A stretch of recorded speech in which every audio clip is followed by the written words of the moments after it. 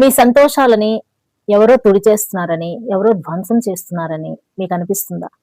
ప్రపంచమంతా ముందుకెళ్తున్నట్టు, మీరెక్కడో ఆగిపోయినట్టు, మీరు చాలా స్లోగా ఉన్నట్టు, ప్రపంచంలో చుట్టుపక్కల ఉన్న వాళ్ళందరూ పరుగులు పెడుతున్నట్టు, మీరు మాత్రం నత్తనడకన సాగుతున్నట్టు మీకు అనిపిస్తుందా?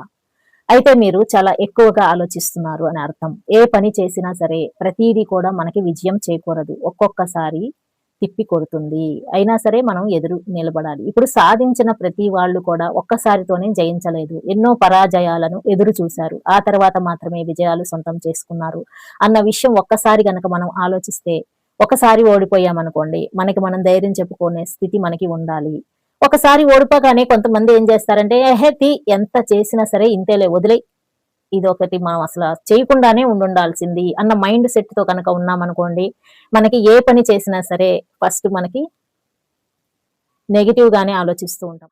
ఇక్కడ సాధించిన ప్రతి వ్యక్తులు కూడా ఒక్కసారితోనే విజయాలు పొందలేదండి. చాలా అపజయాలు చూశారు, అవమానాలు చూశాడు, ఎన్నో ఒడిదుడుకులను ఎదుర్కొన్నారు.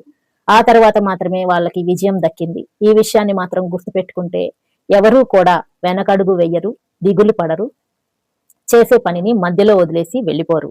వీడియో నచ్చితే లైక్ చేయండి. మరిన్ని మంచి వీడియోల కోసం మన ఛానల్‌ని సబ్స్క్రైబ్ చేసుకోండి. Thank you for watching.